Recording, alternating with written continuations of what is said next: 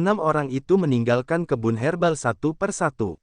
Saat mereka melakukannya, Xiao Chen menoleh ke belakang untuk melihat pohon naga melingkar dan sungai Pil.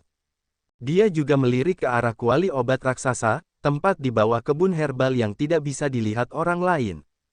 Semua ini memiliki godaan besar bagi Xiao Chen, dia tidak bisa menyerah begitu saja.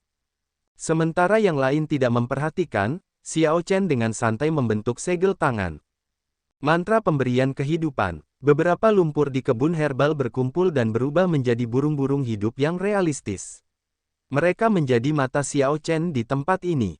Jika iblis pil dihancurkan, maka Xiao Chen akan melakukan yang terbaik untuk memikirkan cara mengumpulkan pohon naga melingkar dan kuali obat raksasa. Xiao Chen, mengapa kita tidak memurnikan buah naga melingkar sekarang? Ini akan memungkinkan kita untuk tumbuh lebih kuat dengan cepat, saran Si Tu Changfeng. Yang lain juga dipenuhi dengan antisipasi, bersemangat untuk mencoba. Xiao Chen memeriksa sekeliling, lalu mengangguk.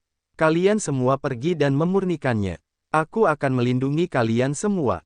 Kelompok itu mengeluarkan buah naga melingkar, yang memancarkan cahaya terang saat energi spiritual berbentuk naga berputar di sekitar mereka. Cahaya dengan warna berbeda yang mewakili atribut berbeda terbang di sekitar kelompok itu. Murong Yan memilih buah naga melingkar merah. Itu adalah buah naga melingkar yang memiliki atribut api. Jika orang lain memakannya, itu tidak hanya tidak berguna tetapi bahkan dapat melukai tubuh dan pikiran. Ketika seseorang dari ras naga merah memakan buah naga melingkar merah, itu akan berfungsi untuk memelihara energi jiwa dan energi esensi sejati, meningkatkannya secara signifikan. Lebih jauh lagi, itu juga akan meningkatkan pemahaman seseorang tentang Dao Api, membawa banyak pemahaman. Kegunaannya yang menakjubkan tidak terbatas. Murong Yan memegang buah naga melingkar dan berkata sambil tersenyum, di Istana Naga Merah, hanya tetua yang dapat memakan buah naga melingkar. Murid harus menyelesaikan misi yang melelahkan atau memiliki kultivasi yang luar biasa sebelum mereka dapat menerimanya. Guruku berkata bahwa dia akan memberiku satu setelah aku memasuki kota naga leluhur. Hahaha, namun, aku bisa memurnikannya sekarang. Rahangnya mungkin akan ternganga ketika aku kembali dan memberitahunya tentang itu. Setelah yang lain menerima buah naga melingkar, mereka semua menunjukkan ekspresi gembira. Namun, Liu Ruyun adalah pengecualian. Dia tidak memilih buah.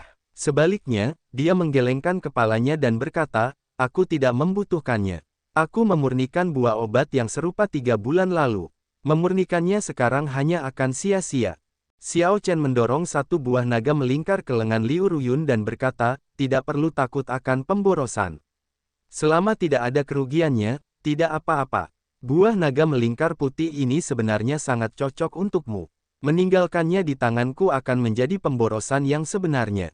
Liu Ruyun tersenyum tak berdaya dan menerima buah itu. Sementara yang lain memurnikan buah naga melingkar, Xiao Chen dengan hati-hati berjaga. Ada banyak mayat terkutuk di tempat ini, jadi mereka butuh perlindungan. Mayat terkutuk sangat sulit dihadapi. Namun, mereka bukan masalah besar selama seseorang tidak dikepung. Xiao Chen melihat ke pusat kota dengan beberapa keraguan. Apa sebenarnya yang dimiliki tempat itu?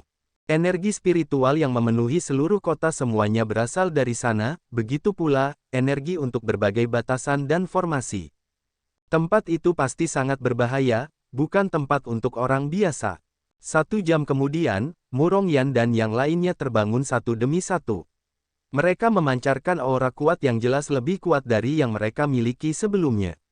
Ayo pergi, berangkat sekali lagi, kelompok Xiao Chen bergerak jauh lebih cepat dari sebelumnya. Sepanjang jalan, mereka bertemu dengan beberapa kultivator yang berhasil mendapatkan beberapa hal. Namun, ini tidak ada apa-apanya dibandingkan dengan panen Xiao Chen dan yang lainnya di kebun herbal. Saat keenamnya mendekati pusat kota, mereka bertemu dengan semakin sedikit kultivator. Kelompok itu bisa merasakan atmosfer menjadi lebih berat dan lebih hikmat. Tekanan dan kekuatan yang tak terlihat itu semakin berat semakin dalam mereka masuk, semakin membatasi kekuatan mereka. Betapa menakutkan. Aku merasa kekuatanku telah ditekan sekitar 10%, kata Murong Yan dengan ekspresi serius. Saat dia melihat ke arah pusat kota yang tidak dikenal, dia merasakan sedikit tekanan. Benar, Sebenarnya, ini bagus untuk kita. Tekanan yang akan diterima tokoh berdaulat akan lebih besar, analisis Situ Changfeng dengan tenang. Xiao Chen merasa kekuatannya ditekan sekitar 20%, jauh lebih parah daripada yang dialami Mu Rongyan dan yang lainnya. Situ Changfeng benar, semakin kuat seseorang, semakin dia akan ditekan di pusat kota. Namun, Xiao Chen juga terkejut menemukan bahwa tubuh fisiknya tidak ditekan sama sekali. Di bawah tekanan seperti itu, vital ki-nya malah menjadi lebih padat. Ini adalah sepotong informasi yang menenangkan. Tunggu, aku mendengar perkelahian. Xiao Chen tiba-tiba berhenti dan memiringkan kepalanya untuk mendengarkan. Situ Changfeng memejamkan mata dan membukanya lagi setelah beberapa saat. Itu datang dari barat. Sepertinya aku mendengar beberapa suara yang familiar. Benar, mengerti. Itu Zhongli dan Qin Aotian dari Istana Naga Emas. Situ Changfeng ahli dalam dao angin. Dia bisa dengan jelas mengenali suara lembut di angin. Ini memberinya keuntungan yang tidak dimiliki orang lain. Kelompok itu mempercayai penilaiannya. Mu Rongyan tersenyum dan berkata, Zhongli benar-benar bergabung dengan Qin Aotian. Menarik, tidak heran dia memiliki kepercayaan diri untuk berselisih dengan kita. Xiao Chen teringat bahwa dia pernah menghajar Qin Aotian ini sebelumnya. Dia bertanya, dari mana Qin Aotian ini? Merasa pertanyaan ini aneh, Mu Rongyan berkata, apa kau tidak tahu? Kakak laki-lakinya dikenal sebagai ahli terkuat di Istana Naga Emas. Bertahun-tahun yang lalu, kakak laki-lakinya sudah menjadi pemuja suci tahap akhir yang menguasai dua dao besar dan misteri Kaisar Naga. Meskipun dia dikenal sebagai ahli terkuat di Istana Naga Emas, sebenarnya lebih tepat untuk mengatakan bahwa dia adalah ahli terkuat di Istana Luar. Wei Hongfei seharusnya lebih jelas dariku dalam hal ini. Mengabaikan Mu Rongyan, Wei Hongfei berkata dengan ekspresi serius, mereka mungkin bertemu dengan sekelompok orang yang sebelumnya kutemui, musuh bebuyutan ras naga. Ekspresi Mu Rongyan sedikit berubah. Haruskah kita pergi membantu? Aku khawatir kita harus melakukannya apapun yang terjadi. Situ Changfeng melanjutkan, mereka dikejar dan kebetulan berlari ke arah kita. Memang, tepat setelah Situ Changfeng berbicara, suara langkah kaki tergesa-gesa datang dari depan. Tak lama kemudian, Zhongli, Liu Yunfei, Qin Aotian, dan yang lainnya muncul di hadapan keenam orang itu dalam keadaan yang agak menyedihkan. Selain Qin Aotian yang relatif baik-baik saja, yang lainnya semuanya terluka. Ah! Teriakan menyedihkan terdengar. Cahaya pedang menyambar salah satu kultivator ras naga yang lebih lambat. Cahaya pedang hitam itu berubah menjadi roh jahat yang terus-menerus memakan tubuh dan jiwa fisik pihak lain. Jeritan menyedihkan itu sangat tajam, membuat siapapun yang mendengarnya gemetar ketakutan dan kaki mereka menjadi lemas. Teknik pedang apa ini? Kata Mu Rongyan dengan suara bergetar. Ini terlalu jahat, dia belum pernah melihat yang seperti ini sebelumnya. Sebelumnya, kami tidak melihat siapapun dengan pedang, kata Duan Fei dari Istana Naga Hijau dengan lembut. Ketika Zhongli dan yang lainnya melihat Xiao Chen, mereka merasa sangat terkejut. Kemudian, mereka berkata dengan gembira, Xiao Chen, Wei Hongfei, waktu yang tepat. Kami bertemu dengan manusia naga banjir. Bantu kami menghalangi mereka. Wus, wus, wus. Sebelum keenam orang itu bereaksi, para pengejar menyerbu. Para pengejar mengenakan topeng di wajah bagian bawah mereka, hanya memperlihatkan mata dan dahi mereka. Ada juga seorang pendekar pedang yang mengenakan topi bambu berbentuk kerucut. Ketika Wei Hongfei melihat pemimpin berpakaian hitam itu, ekspresinya berubah drastis saat dia berseru serak, Yan Changming. Meskipun orang itu mengenakan topeng, Wei Hongfei segera mengenali matanya. Itu adalah Yan Changming, manusia naga banjir yang pernah dilawan Xiao Chen dan yang lainnya di dunia bawah abisal. Kekuatan Yan Changming telah meninggalkan kesan yang kuat pada Wei Hongfei, yang mengingatnya seolah-olah itu baru saja terjadi. Yan Changming telah mengalahkan Wei Hongwei tanpa daya hanya dengan satu tangan. Aku bertanya-tanya siapa itu. Ternyata, itu adalah sekelompok orang yang telah kukalahkan sebelumnya. Yan Changming hanya melirik Wei Hongfei sebelum mengalihkan pandangannya ke Xiao Chen. Dia berkata dengan serius, bagus sekali. Tanpa diduga, kamu juga ada di sini. Zhen Yuan, kamu seharusnya senang, kan? Wosh! Orang misterius itu mencabut topi bambu berbentuk kerucut dari kepalanya, lalu melemparkannya ke arah Xiao Chen. Saat topi itu berputar, itu benar-benar menciptakan gambar naga hitam. Naga hitam itu segera tiba di hadapan Xiao Chen. Ia mengangkat kepalanya ke belakang dan meraung dengan ganas, mengirimkan kekuatan naga yang mengamuk menyapu. Murong Yan dan yang lainnya merasa tercengang. Di bawah tekanan yang begitu kuat, mereka tanpa sadar mengambil langkah mundur. Bang! Xiao Chen dengan tenang bergerak. Dia meninju dan menghancurkan bayangan naga hitam itu bersama dengan topi bambu berbentuk kerucut. Pecahan-pecahan yang tak terhitung jumlahnya beterbangan di mana-mana. Xiao Chen, sudah lama sekali. Di bawah topi bambu berbentuk kerucut itu ada wajah yang sangat dikenal oleh Xiao Chen. Orang ini adalah Zhen Yuan dari kuil cahaya mendalam. Namun, rambutnya telah tumbuh panjang, dan wajahnya tampak lebih tua. Ketika Xiao Chen melihat untaian cahaya pedang sebelumnya, dia sudah menduga itu adalah dia. Tanpa diduga, itu benar-benar dia. Setelah menyerap sifat iblis Raja Naga Hitam yang kuat, Zhen Yuan sebenarnya tidak tenggelam dalam kegilaan. Selain itu, Zhen Yuan bergaul dengan manusia naga banjir, orang-orang yang pernah mengikuti Raja Naga Hitam. Sialan, mereka adalah kultivator ras naga dengan garis keturunan naga ilahi. Yan Changming, aku akan menyerahkan mereka padamu. Yan Changming memiliki kebencian bawaan terhadap kultivator dengan garis keturunan naga ilahi. Setelah melihat kultivator seperti itu, niat membunuh akan melonjak tak tertahankan di dalam hatinya. Pada kenyataannya, semua manusia naga banjir memiliki kebencian yang tak terpadamkan terhadap ras naga. Saat itu, nenek moyang mereka adalah naga berdarah campuran yang tidak tahan terhadap penindasan dari garis keturunan naga ilahi dan mengikuti Raja Naga Hitam ke dunia bawah abisal. Sekarang, mereka adalah para pengumpan di dunia bawah abisal, dalam keadaan yang bahkan lebih buruk daripada saat mereka berada di Kekaisaran Naga Ilahi. Tentu saja, manusia naga banjir menyalahkan semua ini pada para pembudidaya garis keturunan naga ilahi, karenanya, mereka membenci para pembudidaya garis keturunan naga ilahi dengan sepenuh hati. Aku akan menghalangi mereka. Kalian semua berpencar. Xiao Chen diam-diam mengirim proyeksi suara kepada Murong Yan dan yang lainnya. Kemudian, dia mengaktifkan tubuh perang naga ilahinya, dan tubuhnya segera membengkak. Tubuhnya mengeluarkan suara berderak seperti guntur. Kekuatan naga yang datang dari Xiao Chen menguat beberapa kali lipat. Yang lebih mengejutkan adalah bahwa kekuatan naganya menyatu dengan tubuh fisiknya, tidak membocorkannya sedikit pun. Xiao Chen menghalangi Yan Changming, mencegahnya untuk terus maju. Tatapan Xiao Chen beralih dari belakang. Venerate Sekte Teratai Hitam telah meninggal.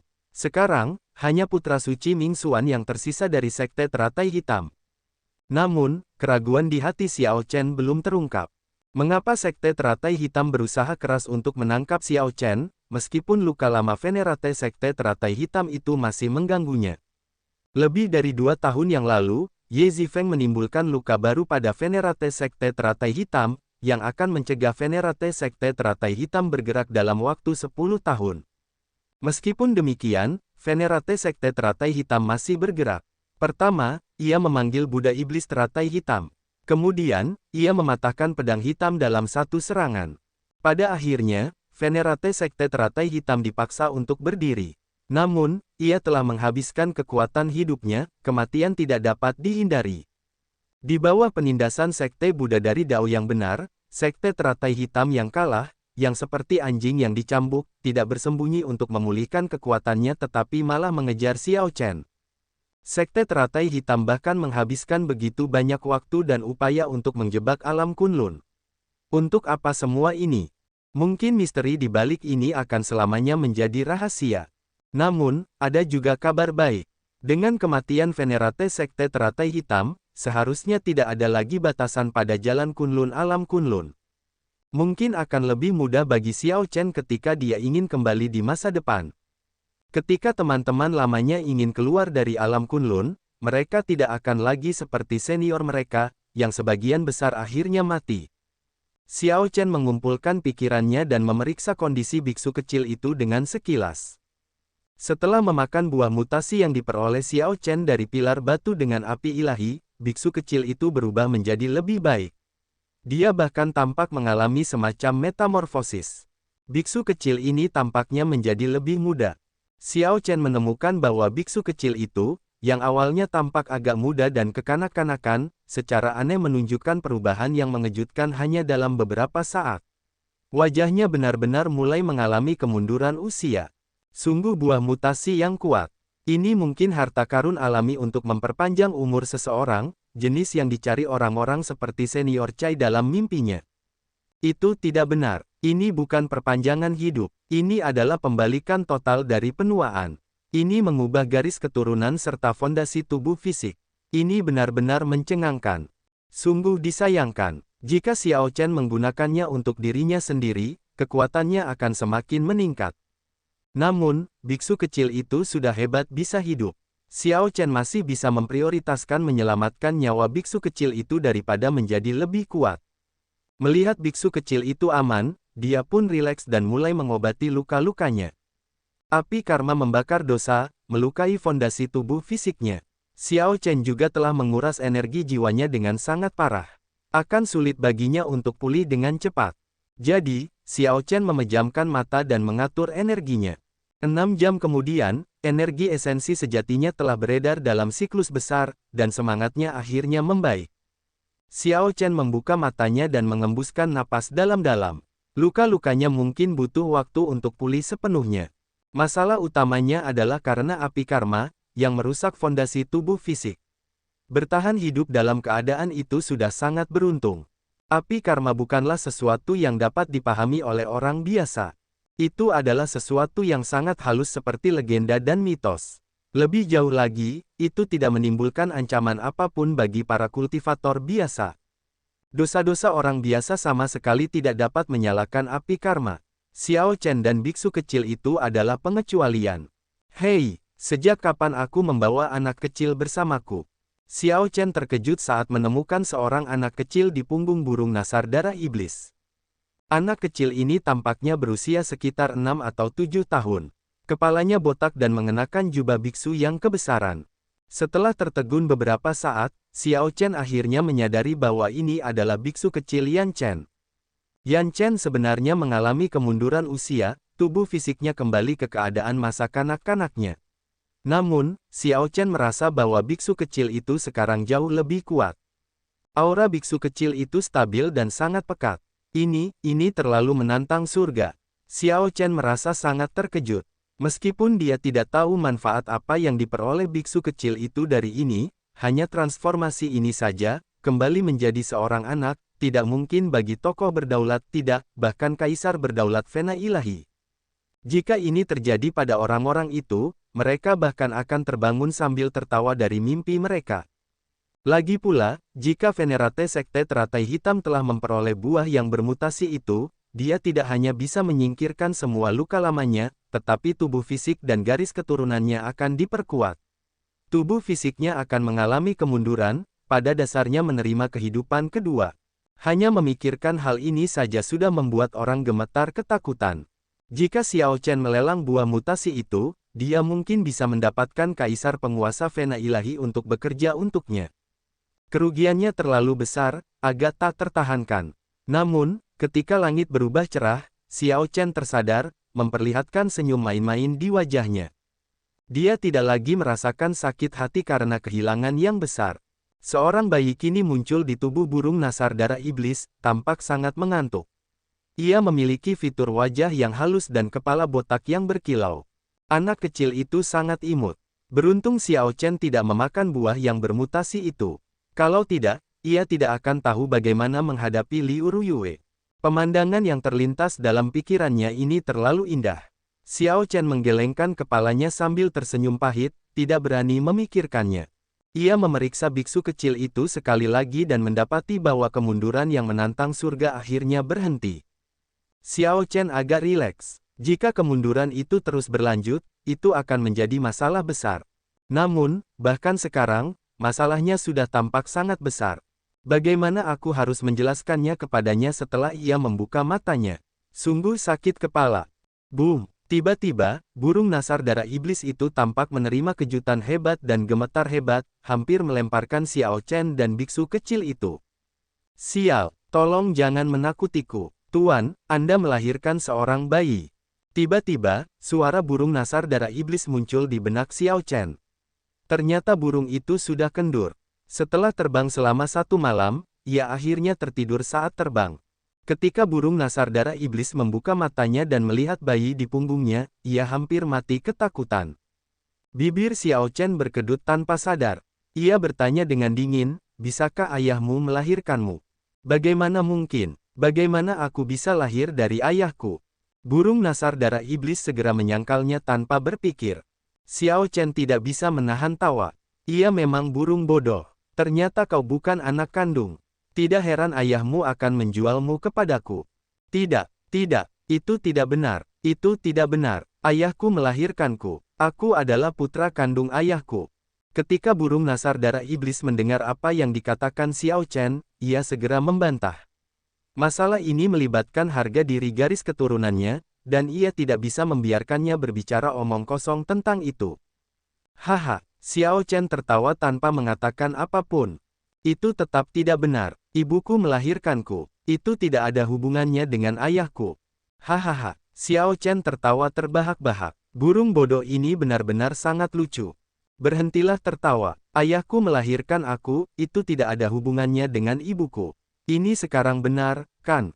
Pikiran burung nasar darah iblis berputar kembali. Burung itu sekarang benar-benar bingung, sudah diambang air mata. Ketika Xiao Chen melihat ini, dia tertawa pelan dan berkata, kamu lahir dari ayah dan ibumu. Benar, itu seharusnya benar. Hahaha, aku yang hebat ini benar-benar pintar. Aku mengetahuinya dalam beberapa saat. Ketika burung nasar darah iblis mendengar itu, dia langsung berubah gembira. Namun, setelah beberapa saat, burung nasar darah iblis meraung marah, namun, Tuan, Anda masih belum mengatakan dengan siapa Anda melahirkan bayi ini. Xiao Chen masih berpikir bagaimana menjelaskan situasi itu kepada biksu kecil itu. Sekarang, dia merasa bahwa burung konyol ini sangat bodoh. Merasa tidak berdaya, Xiao Chen berkata, hanya ada kita bertiga di sini, kan? Katakan padaku, dengan siapa aku bisa melahirkannya? Hanya kita bertiga. Kengerian muncul di hati burung nasar darah iblis. Selain biksu kecil itu, hanya ada aku. Mungkinkah dia mengambil kesempatan saat aku tidur? Apa yang kamu pikirkan? Xiao Chen mengetuk kepala burung nasar darah iblis. Ini biksu kecil itu. Dia menjadi seperti ini setelah memakan buah yang bermutasi. Beruntung sekali. Burung nasar darah iblis menghela napas lega. Kemudian, tiba-tiba dia memikirkan biksu kecil itu yang berubah menjadi bayi dan tertawa terbahak-bahak. Tuan, aku akan membantumu merawatnya, kan? Pergi sana. Tanda hubung. Setelah seharian, sebuah pulau muncul di bawah. Menurut apa yang dikatakan biksu kecil itu, formasi transportasi lintas alam ada di pulau itu. Dengan kondisi biksu kecil itu, Xiao Chen hanya bisa mengirimnya kembali ke kuilnya terlebih dahulu. Xiao Chen dengan lembut melompat dari punggung burung nasar darah iblis dan membuat burung nasar darah iblis berubah menjadi cincin di jarinya. Setelah mempertimbangkan biksu kecil yang kekanak-kanakan itu, dia melambaikan tangannya, dan beberapa helai cahaya pedang melesat keluar. Xiao Chen mengubah jubah biksu kecil yang kebesaran itu menjadi selempang kecil dan menggantungkan biksu kecil itu di lehernya. Saat dia turun dari awan, dia melihat pulau di bawah. Segera, pulau itu terlihat jelas. Kota di pulau itu besar dan megah, dengan ukuran yang signifikan. Xiao Chen menyelidiki dengan ringan dan memperhatikan aura banyak ahli di kota itu. Ada banyak pemuja bintang dan pemuja suci. Dia bahkan samar-samar bisa merasakan aura tersembunyi dari tokoh berdaulat. Wosh! Xiao Chen mendarat dengan kuat di gerbang kota.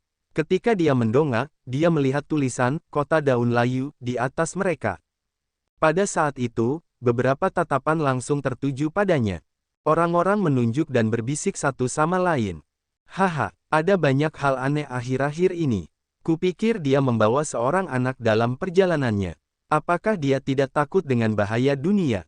Ada sekte Dao Iblis yang mengkhususkan diri dalam menangkap bayi untuk memurnikan panji hantu, serta beberapa ahli Dao Iblis yang juga melakukan itu. Orang ini tidak terlihat seperti seorang kultivator Dao Iblis. Ini agak menarik. Orang-orang berbisik satu sama lain tanpa rasa takut atau pertimbangan. Ketika Xiao Chen mendengar mereka, dia tidak berpikir berlebihan, hanya menuju gerbang kota. Setelah Xiao Chen membayar tol, kapten penjaga gerbang kota menatapnya lagi. Silakan tunggu. Xiao Chen tetap waspada. Dia berbalik dan bertanya, "Tuan, ada apa?" Dengan senyum ramah, kapten itu menjawab, "Tidak banyak. Jarang sekali melihat orang membawa anak kecil ke kota Witeret Leaf milikku, dan aku hanya ingin bertanya beberapa hal. Bisakah kau memberitahuku namamu?" Xiao Chen tersenyum tipis dan membalas, "Jika aku tidak mengatakannya, kau tidak akan mengizinkanku masuk ke kota." "Bukan begitu. Karena memang seperti itu, tentu saja tidak perlu mengatakannya. Selamat tinggal." Xiao Chen berbalik dan pergi, berpikir dalam hati, kapten penjaga ini tampaknya sedikit aneh. Setelah Xiao Chen jauh, ekspresi kapten penjaga itu sedikit berubah. Dia memanggil seseorang dan berbisik, "Kirim orang untuk menjaga si pendekar pedang ini di bawah pengawasan tingkat tertinggi. Jangan sampai dia tidak sengaja memberitahunya dan mengekspos diri kita sendiri."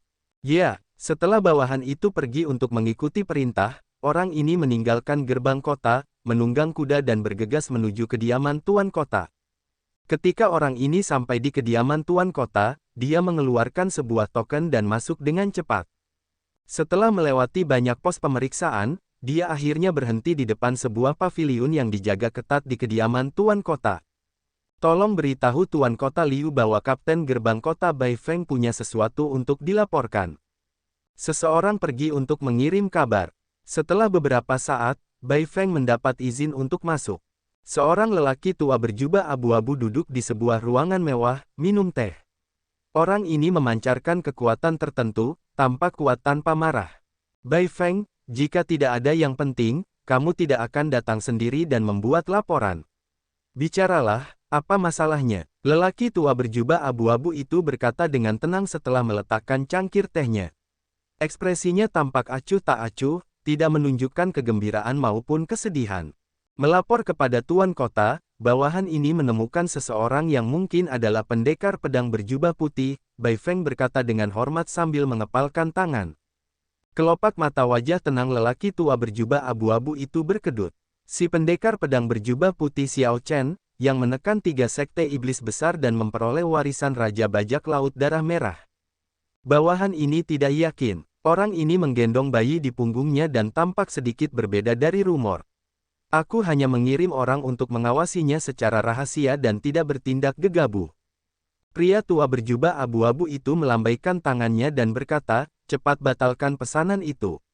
Jika memang itu benar-benar pendekar pedang berjubah putih, akan sangat sulit untuk tidak memperlihatkan diri kalian." "Tunggu, itu tidak benar. Sudah terlambat. Kita akhiri saja seperti ini. Aku akan mengingat kontribusi kalian. Aku akan mengurus sisanya dari sini. Terima kasih banyak, Tuan Kota." Di dalam lubang misterius itu, Xiao Chen dan Yan Changming tidak berhenti bertarung.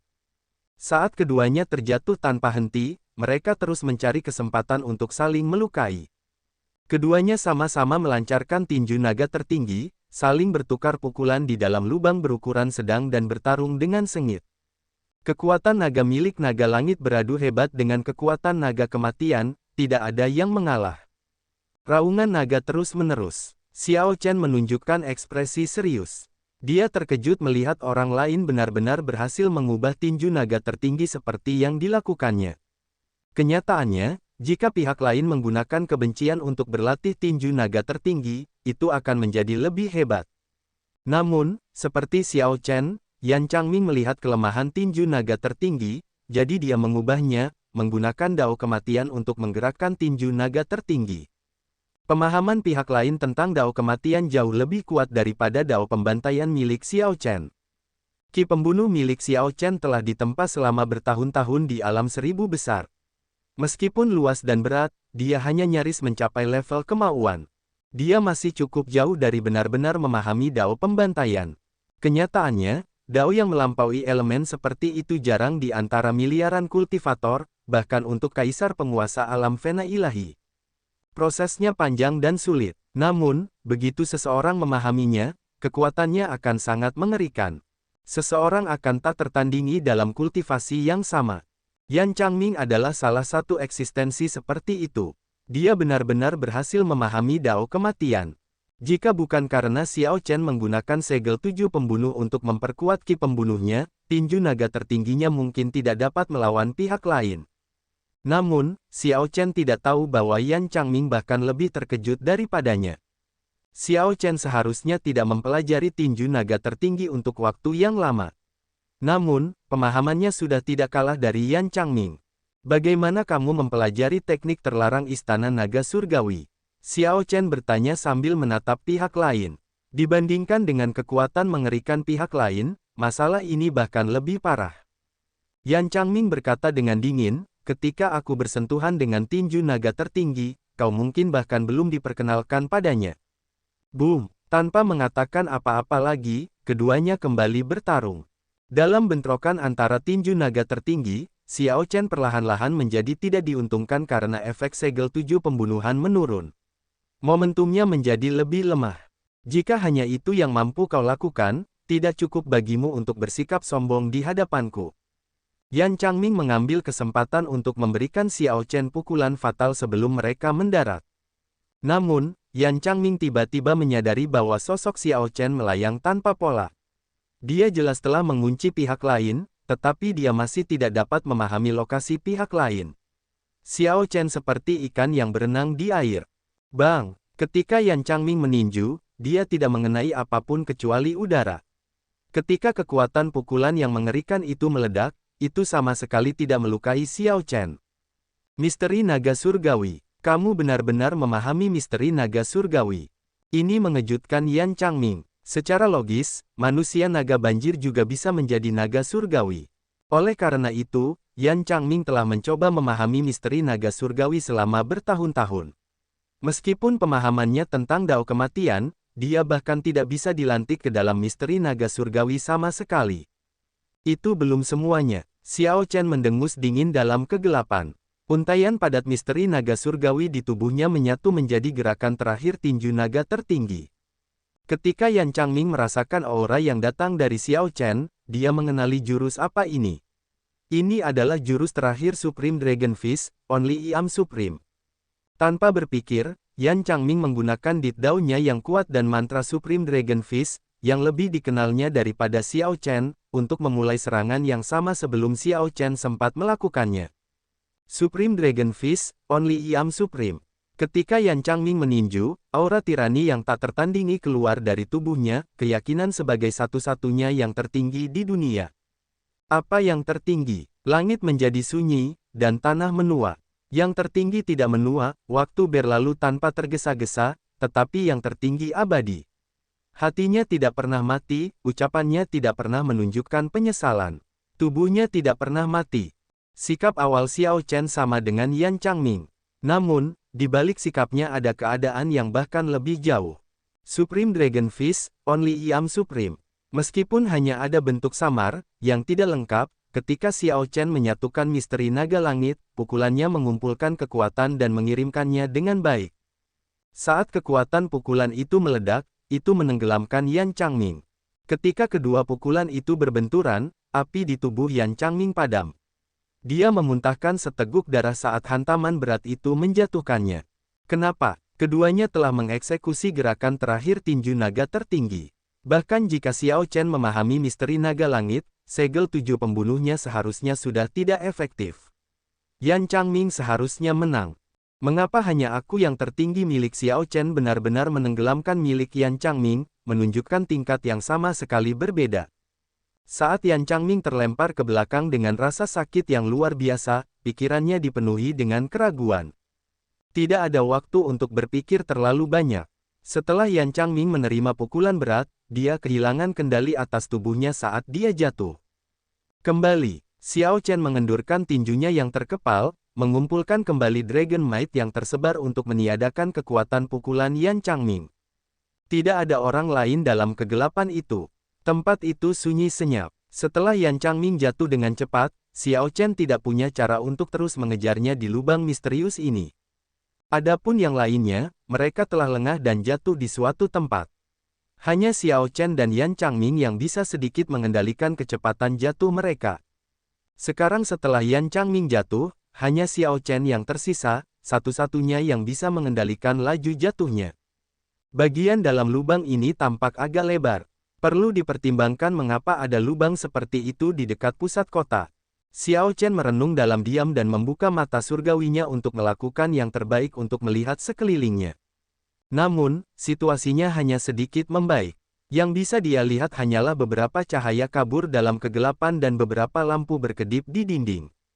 Tunggu, lampu-lampu ini sepertinya mengikuti pola tertentu. Apakah itu naskah jimat atau teks kuno? Xiao Chen berusaha sekuat tenaga mengarahkan tubuhnya ke arah dinding. Saat dia turun, karakter-karakter yang berkedip-kedip itu tercetak di benaknya.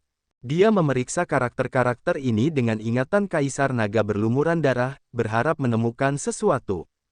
Ini adalah karakter-karakter ilahi. Xiao Chen akhirnya memverifikasinya. Ini adalah karakter-karakter ilahi, naskah yang digunakan oleh Dewa Sejati Alam Surgawi saat itu. Dibandingkan dengan karakter-karakter normal, karakter-karakter ilahi mengandung esensi ilahi. Setelah ditulis, mereka secara alami mengandung hukum dan kebenaran tertinggi. Xiao Chen merasa bahwa ini merekam teknik kultivasi. Sayangnya, ketika dia berusaha sekuat tenaga untuk mencoba mengingatnya, karakter-karakter ilahi yang tercetak di benaknya dengan cepat menghilang. Setelah itu, dia tidak lagi mengingatnya. Tepat pada saat ini, Xiao Chen merasakan sesuatu di bawah kakinya, dia telah mendarat. Benturan yang kuat hampir membuatnya jatuh. Untungnya, Xiao Chen telah berusaha sekuat tenaga untuk mengendalikan laju turunnya.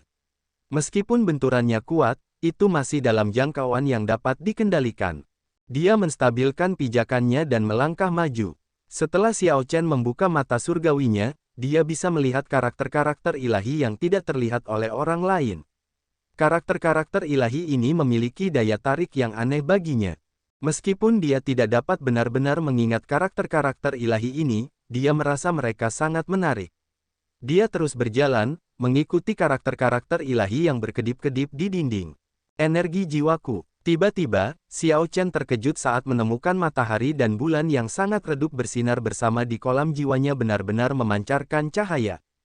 Bulan yang terang dan matahari yang terik bersaing dalam cahaya. Meskipun cahayanya tidak menyilaukan, saat keduanya berkedip, keduanya membuat fenomena misterius ini menunjukkan bentuk aslinya. Untuk mencapai langkah seperti itu, energi jiwa Xiao Chen harus meningkat setidaknya 5 atau 6 tingkat. Namun setelah hanya melihat karakter-karakter ilahi ini, ia benar-benar mencapai efek seperti itu. Ini menghemat banyak waktu Xiao Chen. Menarik, jika aku terus melihat karakter-karakter ilahi ini, apakah aku akhirnya dapat memunculkan fenomena misterius matahari dan bulan bersinar bersama? Xiao Chen bertanya-tanya dengan gembira. Karena ia baru saja maju ke tahap cahaya suci, energi jiwanya masih sangat lemah saat ini. Lagi pula, ia tidak memiliki manual rahasia untuk mengolah energi jiwa di masa lalu. Ia hanya berhasil menggunakan energi jiwa secara kasar sebagai Star Venerate. Akan menjadi mimpi yang bodoh untuk ingin memunculkan fenomena misterius matahari dan bulan bersinar bersama sebelum mencapai tahap penguasa. Bakat luar biasa dari sekte-sekte rank 7 telah dipupuk sejak kecil, dengan para ahli yang membimbing mereka. Inilah sebabnya mereka dapat memunculkan fenomena misterius ini sebagai yang mulia suci. Namun, Xiao Chen harus mencari tahu sendiri, bertahan sepanjang jalan sebelum dia mencapai apa yang dimilikinya. Karena dia datang dari tanah terlantar, titik awalnya jauh lebih rendah daripada kebanyakan orang di 1000 alam besar. Dengan penuh harap, pikiran Xiao Chen tenggelam dalam karakter-karakter ilahi. Dia mengikuti jejak yang ditinggalkan oleh karakter-karakter ilahi, mengejar mereka. Tanpa dia sadari, ruang tempat dia berada berubah menjadi menyilaukan. Tanda hubung tanda hubung tanda hubung. Wosh! Murong Yan adalah orang pertama yang berjalan keluar dari kegelapan gua tempat mereka jatuh. Tepat setelahnya, Liu Ruyun, Wei Hongfei, dan yang lainnya juga berjalan keluar. Sungguh menyilaukan. Reaksi pertama kelima orang itu setelah berjalan keluar dari kegelapan adalah menutup mata mereka tanpa sadar. Setelah mereka terbiasa dengan cahaya, mereka ngeri mendapati diri mereka berada di bawah penghalang cahaya merah muda. Di bawah kaki mereka ada cermin yang dibentuk oleh penghalang cahaya, dan tidak ada tanda-tanda jalan keluar. Di mana Xiao Chen? Liu Ruyun bertanya ketika dia tiba-tiba memikirkannya, tampak agak bingung. Aku tidak tahu, dia dan manusia naga banjir itu adalah yang pertama jatuh. Secara logis, mereka seharusnya sudah tiba sebelum kita. Kalian semua tidak melihatnya. Aku tepat di belakang kalian. Kupikir Xiao Chen sudah keluar sejak lama. Tepat saat kelompok itu merasa bingung, si Tu Changfeng berkata, saat itu, aku merasa bahwa setelah Xiao Chen dan manusia naga banjir itu jatuh, mereka masih bertarung. Sementara Yan Changming belum keluar, Xiao Chen juga seharusnya tidak keluar. Setelah mendengar itu, Liu Ruyun dan yang lainnya sedikit rileks. Segera, Yan Changming dan Zhen Yuan muncul bersama. Namun, Xiao Chen masih belum terlihat. Sialan, apa yang kalian berdua lakukan pada Xiao Chen? Kenapa dia belum keluar? Liu Ruyun melangkah maju dan menuntut setelah melihat situasinya. Yan Changming merasa terkejut. Bukankah seharusnya orang itu sudah keluar? Namun, ekspresi Yan Changming tidak berubah sama sekali, tidak menunjukkan fluktuasi. Dia tersenyum dingin dan membalas, mengapa kamu begitu khawatir tentang orang itu? Mungkinkah kamu, naga putih yang mulia, jatuh cinta dengan naga berdarah campuran? Dia sudah mati di tanganku. Apakah kamu merasa lega sekarang? Kamu, Liu Ruyun dan yang lainnya segera menjadi marah dan bersiap untuk mengaktifkan garis keturunan Great Desolate Aeon mereka untuk melawan Yan Changming sampai akhir.